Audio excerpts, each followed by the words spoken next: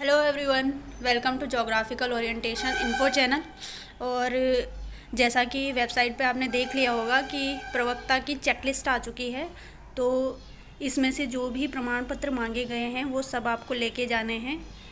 जैसे इसमें 1 से लेकर के पूरी लिस्ट दे रखी है इन्होंने 28 तक। अगर आपके केस में जो भी चीज़ें एप्लीकेबल होती हैं वो सब लेके जाना है आपने, और 2-2 सेट बना लें उनके, स्वप्रमाणित करके रख लें पहले ही, क्योंकि वहाँ पर जल्दीबाजी में कई बार आपको डांट खाने को मिल सकती है, क्योंकि स्वप्रमाणित होने ही चाहिए सारे डॉक्यूमेंट्स। और प्लस अपने जो ओरिजिनल डॉक्यूमेंट्स हैं वो आपके संभाल के रखे जाने चाहिए वहाँ पर, है ना। एक सबसे महत्वपूर्ण बात यही है कि डॉक्यूमेंट्स कहीं इधर उधर हो गए तो आपकी सारी, जिसको कहते हैं ना कि लाइफ की जमा पूंजी होती है एक आपकी डॉक्यूमेंट्स। आप पैसे कमा सकते हैं पर डॉक्यूमेंट्स बनाने में पूरी लाइफ लग जाती है, और आपको पता ही है कि प्रोसीजर उसका बहुत लंबा है। ठीक है, तो सबसे पहले 1-2 पॉइंट्स और बताऊंगी मैं, पर सबसे पहले ये देख लेते हैं कि क्या क्या मांगा हुआ है इन्होंने। तो जैसे ऑनलाइन आवेदन पत्र की प्रति, तो ये आपने प्रति संभाल के रखी होगी। जब भी आप ऑनलाइन फॉर्म भरते हैं किसी भी आयोग का, किसी भी एग्ज़ाम फॉर्म को भरते हैं, तो आपको गूगल ड्राइव में रख देना चाहिए वो उसी टाइम सेव करके उसी नाम से, है ना। तो उसकी प्रति मांग रखी है इन्होंने इसमें। तो यहाँ पर आपको बिल्कुल इस पर कर देना है चेक, इसको चेक लिस्ट को भी निकलवाना है पूरा, और ऐसे करके चेक कर देना है जो जो चीज़ें एप्लीकेबल है। जैसे विस्तृत आवेदन पत्र अभ्यर्थी स्वयं भरा हुआ, जो आपको इसमें इसके साथ आवेदन मिला होगा ना, प्रारूप संख्या 2 और 3, ऐसे चेक करके ले जाने सारे, अगर आपके पास ये है तो। दोनों प्रपत्र संख्या 4 अगर है तो, अगर हाई स्कूल प्रमाण पत्र है तो, ये सब चेक करके ले जानी है। पूरी चेक लिस्ट भी ले जानी है, नीचे उन्होंने सारा लिखा हुआ है। तो अब इम्पॉर्टेंट बात पे आ जाते हैं कि परास्नातक उपाधि डिग्री, और सारी उपाधि डिग्री मांगी हुई है। देखो, छूट जो थी ना, जो आपने उस टाइम पे अगर आपके पास डिग्री नहीं थी और आप 2019 से पहले के बीएड हो चुके हैं, यानी कि हाल ही में आपका बीएड नहीं हुआ है, 2019 से पहले का है, या 2019 में ही आपका बीएड हुआ है, तो आपको ओरिजिनल डिग्री चाहिए, आपकी प्रोविज़नल डिग्री नहीं चलेगी। ये 2020 वालों के लिए, यानी कि रीसेंट वालों के लिए छूट है कि आप अपनी प्रोविज़नल डिग्री ला सकते हैं, उसकी कॉपी ला सकते हैं।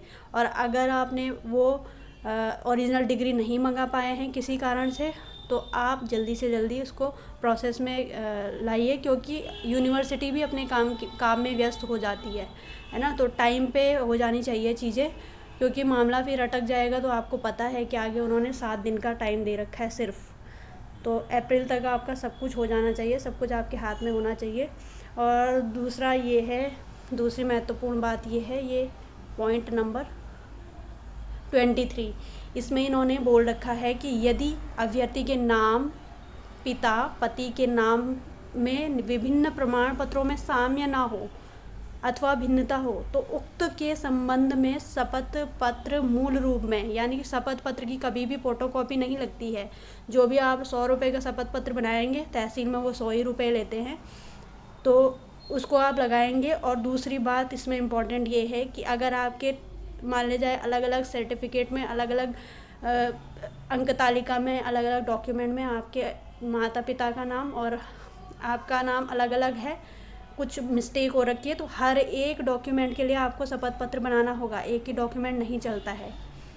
और जैसे एम्प्लॉयमेंट में आपका अलग हो रखा है नाम, तो उस पर अलग लगेगा। आपका अगर 10th की मार्कशीट में गड़बड़ हो रखी है तो उसमें उसके हिसाब से लगेगा। शपथ पत्र अलग अलग बनेंगे और मूल रूप में लगाने हैं, यानी कि ओरिजिनल लगते हैं ये सब, है ना। कैरेक्टर सर्टिफिकेट और शपथ पत्र, ये सारी चीज़ें हमेशा ओरिजिनल लगती है।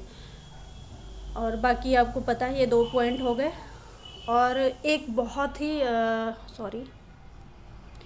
बहुत ज़रूरी बात ये है कि कुछ हमारे दोस्त जिनकी कुछ कह रहे हैं कि उनकी ना मार्कशीट खो गई है। तो अगर आपके साथ भी, मैं भगवान ना करे ऐसा हो किसी के साथ, क्योंकि बहुत दिक्कत होती है वो मार्कशीट दोबारा मंगवाने में। मार्कशीट खो गई है क्योंकि उन्होंने तो पूरे सारे ईयर्स का देखना है ना, जैसे BA first year, second year, BSc 1, 2, 3 सारे ईयर्स के देखेंगे। तो अगर किसी की बाय द वे खो गई है तो उसका प्रोसीजर आप जल्दी ही कर लें, क्योंकि प्रोसीजर उसका लंबा होता है। आपको एक एप्लीकेशन लिखनी होती है, थाने में रिपोर्ट करवानी होती है, न्यूज़पेपर में आपको उसका देना होता है इश्तिहार, फिर उन सारे की प्रिंट लगा करके एप्लीकेशन लेके आपको वहाँ यूनिवर्सिटी में जमा करवाना होता है, फिर उसको आने में भी टाइम लगता है ना। तो ये सब चीज़ें जल्दी कर लें। ये सब चीज़ों के अभाव में आयोग आपको कभी भी दोबारा टाइम नहीं देगा। उन्होंने साफ साफ लिख दिया है जैसे कि अपने विज्ञप्ति में कि 7 दिनों का समय मिलेगा सिर्फ। अगर अप्रैल में 7 दिनों का और समय मिलेगा, 28 मार्च तक तो वेरिफिकेशन है और 7 दिनों का समय और मिलेगा।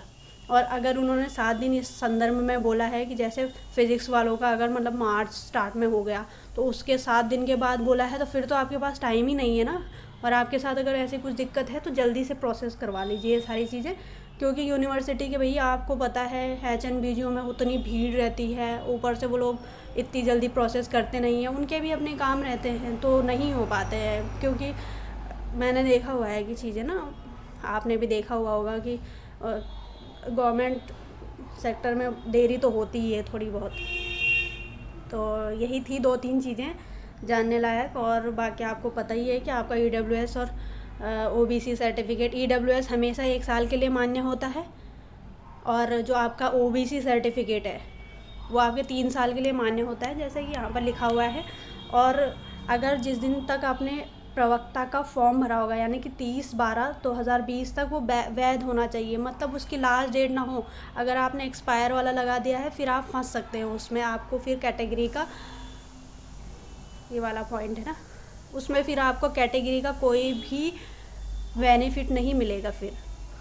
ठीक है, तो ये चीज़ें जांच लें। और लीगली भी ये चीज़ अच्छी नहीं होती है, आप तो जानते ही हैं, क्योंकि आप भी इतने बड़े लेवल के एग्ज़ाम्स की तैयारी कर रहे हैं, तो ऐसे नहीं करना चाहिए पहले से ही। हमें लगता है कि 1-2 दिन हैं और अभी एक्सपायर हो गया है, फॉर्म भरने की डेट 30 को चली गई और हम 1 जनवरी 2021 को भर रहे हैं, तो हमने EWS सर्टिफिकेट का क्लेम कर दिया। ऐसा नहीं होता है कभी भी, उसका आपको नहीं मिलेगा। वो आयोग पे डिपेंड करता है, फिर वो आपको जनरल कैटेगरी में शामिल करता है नहीं करता है, जनरल में अगर आप क्वालिफाइड हैं तो ये चीज़ें सब देख लें। और बाकी डॉक्यूमेंट वेरिफिकेशन के लिए जाइए। शुभकामनाएं आपको आगे के लिए। और बाकी जो प्रवक्ता में जिनका जो लोग ये 25% वृद्धि की जिनका नहीं हुआ है उसमें डॉक्यूमेंट वेरिफिकेशन में नाम नहीं आया है, वो लोग 25% वृद्धि की का वेट बिल्कुल ना करें, क्योंकि वो लोग, उनके लिए वो 25% वृद्धि का कोई मायने नहीं है। हाँ, गणित वाले कर सकते हैं क्योंकि उसमें 30 पोस्ट थी, तो वो लोग इंतज़ार कर भी सकते हैं। बाकी लोग अपनी और आगे की तैयारी में लग जाएं, है ना। कुछ भी नहीं होने वाला है, क्योंकि 25% ऑलरेडी उनके पास है। और अगर 25% होती है तो पहले तो उनमें से भी आधे बाहर होंगे। बोलते हुए ख़राब लग रहा है, लेकिन होंगे बाहर आधे लोग। तो जिनका डॉक्यूमेंट वेरिफिकेशन में नहीं आया है उनके लिए मेरा यही संदेश है कि आगे की तैयारी करना ज़्यादा सही रहेगा। Thanks for watching. और अच्छा लगे तो सब्सक्राइब कर सकते हैं आप। ये एक संदेश था।